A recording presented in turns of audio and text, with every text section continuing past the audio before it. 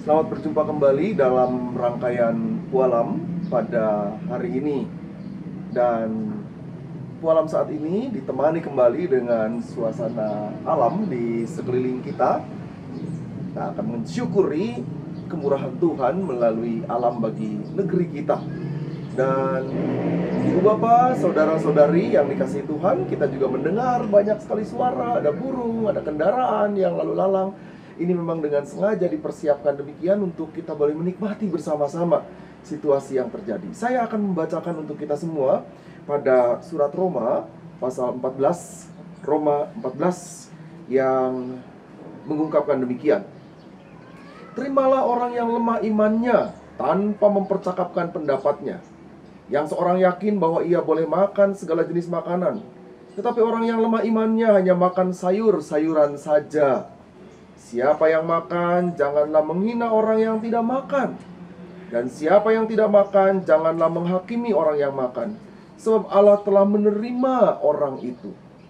Siapakah kamu sehingga kamu menghakimi hamba orang lain? Entahkah ia berdiri, entahkah ia jatuh, itu adalah urusan tuannya sendiri. Tetapi ia akan tetap berdiri, karena Tuhan berkuasa menjaga dia terus berdiri. Demikian firman Tuhan dari Roma 14 ayat pertama sampai dengan keempat. Ibu bapak dan saudara-saudari sekalian yang dikasihi Kristus, dalam rangkaian Pualam saat ini di bulan November, dengan sengaja saya mengajak untuk melihat teks ini. Apa kaitannya? Kaitannya karena dalam waktu dekat ini kita akan merayakan satu rangkaian secara nasional di Indonesia, Hari Pahlawan pada 10 November. Nah, apa kaitan ini dengan Hari Pahlawan? Saya tidak mau mengatakan kaitan tentang Hari Pahlawan dengan teks, tetapi lebih mengatakan begini dan mengajak kita untuk bersama-sama berproses. Negeri kita diperjuangkan oleh para pahlawan dengan sangat luar biasa. Mereka berjuang keras bagi negeri ini, mempertaruhkan hidup mereka, mempertaruhkan nyawa mereka, mempertaruhkan keluarga mereka, bahkan mereka rela untuk kehilangan banyak hal. Dan kita sekarang di zaman ini dipanggil untuk menikmati hasil perjuangan mereka, menikmati hasil jerih lerah mereka, menikmati tetesan darah mereka, menikmati hasil dari pertaruhan nyawa mereka. Nah, karena itu di tengah-tengah situasi seperti ini, panggilan kita adalah bagaimana kita bersama-sama saling mendukung di tengah negeri ini, saling menyampaikan cinta kasih. Itu sebabnya teks Alkitab pada surat Roma pasal 14 ini di ayat 1 sampai dengan ke-4 mengajak kita untuk tidak mempersoalkan mereka yang lemah, tetapi sekaligus juga jangan menghakimi yang kuat. Yang diperlukan adalah kita bersama-sama saling memberi diri, menyapa, memberikan support, memberikan topangan, memberi hati. Dalam bahasa sekarang, ayo mari sebagai warga negara, sebagai gereja, sebagai anggota jemaat gereja kita bersama-sama tidak berada pada situasi nyinyir, ya, tetapi lebih kepada bagaimana kita melakukan sesuatu untuk mendukung negeri ini menjadi terus lebih baik. Dan dari mana itu diperoleh? Dari kontribusi ibu bapak, saudara-saudari, dan saya. Dari sumbangsih pemikiran, dari kesediaan untuk melakukan yang baik, dari kesediaan untuk terus memberi hidup kita kepada negeri ini di dalam anugerah Tuhan. Mari kita jangan menutup mata dengan terus-menerus melihat yang buruk. Bahkan yang baik pun dipandang dari sisi yang buruk. Itu tidak lagi menunjukkan sebuah nilai di dalam kehidupan kita. Karena itu yang diperlukan dari kita sekarang adalah berapakah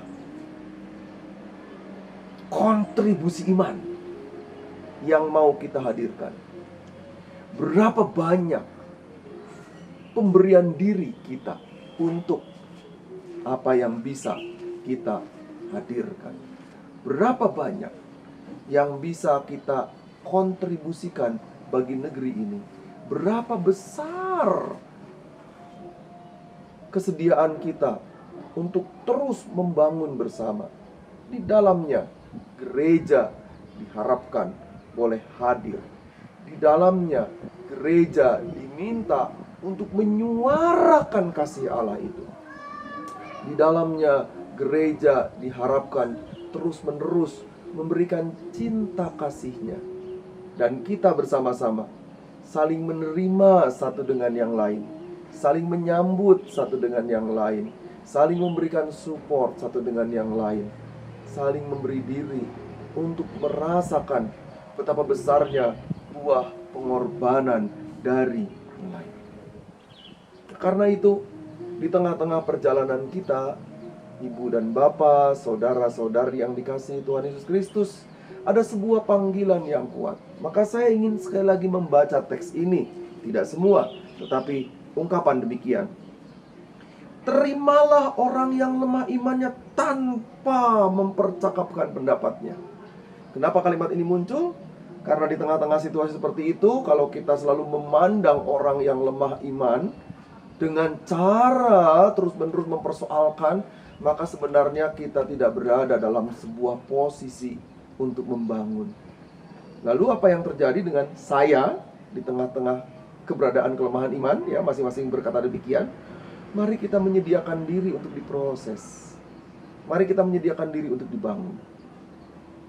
Tetapi sekaligus kalimat ini mengatakan, jangan menghakimi orang-orang.